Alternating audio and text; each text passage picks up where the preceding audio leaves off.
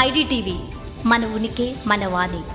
నమస్తే, welcome to IDTV. Kandukur కేంద్ర మండలంగా సుమారు 167 మంది రైతులు ధర్నాకు తిరగడం జరిగింది. మొక్కజొన్న ధాన్యానికి సంబంధించినటువంటి విషయంలో వారికి రావాల్సిన చెల్లింపుల విషయంలో నిన్న రైతులు ధర్నాకు దిగారు. కందుకూరు కేంద్ర మండలంగా నొదునూరు మరియు పరిసర ప్రాంతాల్లో సుమారు 167 మంది రైతులు నిన్న ధర్నా చేయడం జరిగింది. అయితే ఈ ధర్నాకు సంబంధించి ఏదైతే మొక్కజొన్న పంటకు సంబంధించిన ధాన్యాన్ని కొనుగోలు అమ్మకాలు జరిపారో ఆ అమ్మకాలకు సంబంధించినటువంటి డబ్బులు రైతులకు తిరిగి చెల్లించే విషయంలో ఆలస్యం జరగడంతో చుట్టుపక్కల రైతులందరూ కలిసి ఈ కందుకూరు మండల వ్యవసాయ ప్రాథమిక కేంద్రం వద్ద ధర్నాకు దిగడం జరిగింది. దీనికి మద్దతుగా కూడా మాజీ సర్పంచ్ కాసుల రామకృష్ణారెడ్డి ఆధ్వర్యంలో భారీ ఎత్తున రైతులు ఈ ధర్నాలో పాల్గొన్నారు. తక్షణమే మొక్కజొన్న రైతులకు న్యాయం జరగాలి అంటూ ప్రభుత్వాన్ని వేడుకున్నారు. ప్రభుత్వం తరపు నుంచి రావాల్సినటువంటి డబ్బులు ఏదైతే వ్యవసాయం సంబంధించి ధాన్య కొనుగోలుకు సంబంధించినటువంటి చెల్లింపులు ఆలస్యం కాకుండా ప్రభుత్వం చొరవ తీసుకోవాలంటూ మొక్కజొన్న రైతులకు న్యాయం చేయాలంటూ కూడా కాసుల రామకృష్ణారెడ్డి ఆధ్వర్యంలో భారీ ఎత్తున నిన్న కందుకూరు మండల కేంద్రంగా రైతులు ధర్నాకు తిరగడం జరిగింది. ఈ కార్యక్రమంలో ఉప సర్పంచ్ అలాగే మాజీ సభ్యులు వార్డు మెంబర్ ప్రవీణ్ యాదవ్ మరియు నాయకులు సర్గారి బాలరెడ్డి, వెంకటేష్, లక్ష్మణ్ ముదిరాజు రైతులు బుద్ధుల పోచయ్య తదితరులు పాల్గొనడం జరిగింది. నమస్తే సార్. నమస్తే అన్న. సార్ మీ పేరు? రామకృష్ణారెడ్డి నా పేరు. ఎక్స్ సర్పంచ్ కేంద్రం గ్రామం మాది. Okay, present sarpanch okay sir. మరి ఇప్పుడు మీ గ్రామం నుండి ఇక్కడ మీ గ్రామస్తులతో అంటే మీ గ్రామస్తుల రైతులతో కలిసి ఇక్కడ ధర్నాలో పాల్గొన్నారు.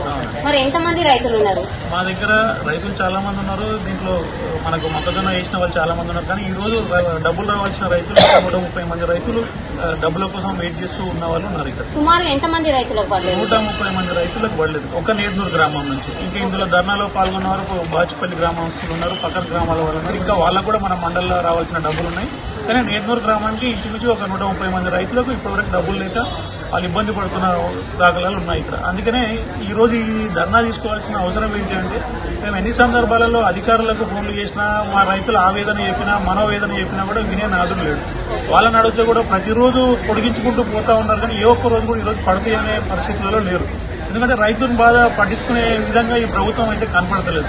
అప్పుడు మొక్కజొన్నలు తీసుకునేటప్పుడు సంచులు ఇవ్వకుండా డేటు ఈ రోజుకే లాస్ట్ అని చెప్పి అప్పుడు ఇబ్బంది పెట్టింది రైతులను. ఒక రకంగా మొక్కలు తీసుకునే సందర్భంలో కూడా తీసుకున్న తర్వాత కూడా గత 4 నెలల నుంచి ఈరోజు రైతుల ఆవేదన ఏంటంటే దీంట్లో మార్కెట్లో కానీ పిఎస్సిఎస్లో కానీ మొక్కజొన్నలు వేసే బదులు ఏ బయట అమ్ముకున్నా ఇంకొక 200-300 రూపాయలకు తక్కువ అమ్ముకున్నా ఈరోజు వాళ్ళు తీసుకున్న అప్పులు కానీ వాళ్ళు ఎక్కడెక్కడైతే అప్పులు చేశారో పెట్టుబడి పెట్టారో వాటిని తీర్చుకోవడానికి అవకాశం ఉండేది. కానీ దీంట్లో వేయడం వల్ల ₹1 లాభం జరుగుతుంది అనుకుంటే ₹4 మిత్తి కట్టాల్సిన పరిస్థితి వస్తుంది. వాళ్ళ రైతులకు వాళ్ళ ఇళ్లకు తాళాలు వేసే పరిస్థితి ఈరోజు దిగజారింది. కానీ ఈ ప్రభుత్వం ఇంత మొత్తుకుంటా ఉన్నా, ఈ అధికారులను ఇంతగా ఇన్నిసార్లు సంప్రదించినా కూడా రైతుల ఆవేదన మాత్రం వాళ్ళకి పట్టింపు లేకుండా ఉన్నది. ఈ ప్రభుత్వంలో ఎలా ఉందంటే ఒక పక్క యూరియా ఇవ్వదు, ఒక పక్క ఇప్పటి వరకు నిన్న మొన్నటి వరకు రైతులందరూ రోడ్డెక్కిన పరిస్థితి ఉంది. మొక్కజొన్నలు కొనమంటే మార్కెట్ ద్వారా కొనే పరిస్థితి లేదు.